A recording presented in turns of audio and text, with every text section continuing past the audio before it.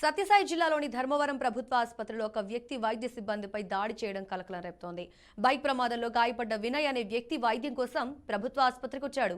గాయాలతో అక్కడికి వచ్చిన అతడికి నర్సులు వైద్యం అందించారు. అదే క్రమంలో వైద్యం సరిగా అందించలేదని నర్సును అసభ్య పదజాలంతో దూషించాడు. అతడు అంతటితో ఆగకుండా దాడికి దిగాడు. కాగా అతను ఎమ్మెల్యే అనుచరుడిగా తెలుస్తోంది. అందుకే అతనిపై కేసు కూడా నమోదు కాలేదని సమాచారం అందుతోంది.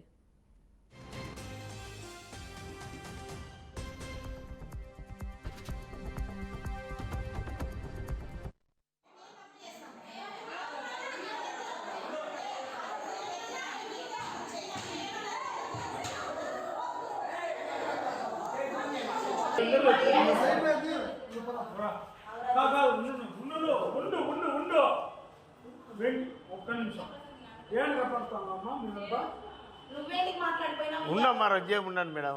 మేమే అరుస్తున్నాం లేనా, మీరేం న్యూసెన్స్ చేయలే, మేము వైద్యులే న్యూసెన్స్ చేసినాం.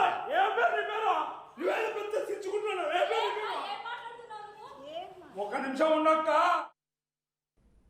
సో వినయ్ అనే వ్యక్తికి యాక్సిడెంట్ అయిన తర్వాత ప్రభుత్వ ఆసుపత్రిలో జాయిన్ అయిన తర్వాత అక్కడ సిబ్బందితో గొడవ పడడం, దానికి సంబంధించి నర్స్ మీద అటాక్ చేయడానికి కూడా మనం చూస్తున్న విజువల్స్ కూడా కనిపిస్తుంది. డీటెయిల్స్ మా ప్రతినిధి అడిగి తెలుసుకుందాం.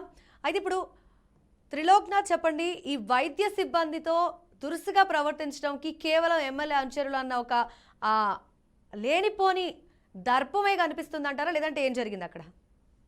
మౌనిక, ఈరోజు అంటే ధర్మవరం ప్రభుత్వ ఆసుపత్రిలో ఈ ఎవరైతే కేతిరెడ్డి ఉన్నాడు, వెంకటరామరెడ్డి ఉన్నాడో ఎమ్మెల్యే, ఆయనకు ప్రధాన అనుచరుడు వినయ్ గౌడ్ అని అతను ఒక వీరంగం సృష్టించిన పరిస్థితి ఉంది. వైద్య సిబ్బంది మీద మహిళలను కూడా చూడకుండా దాడికి యత్నించిన పరిస్థితి ఉంది. అలాగే తలుపు కూడా మన విజువల్స్ లో చూడొచ్చు, అద్దాలని ధ్వంసం చేశాడు. అంటే ఇప్పటికే అతను మధ్యమత్తులో ఉన్నాడు.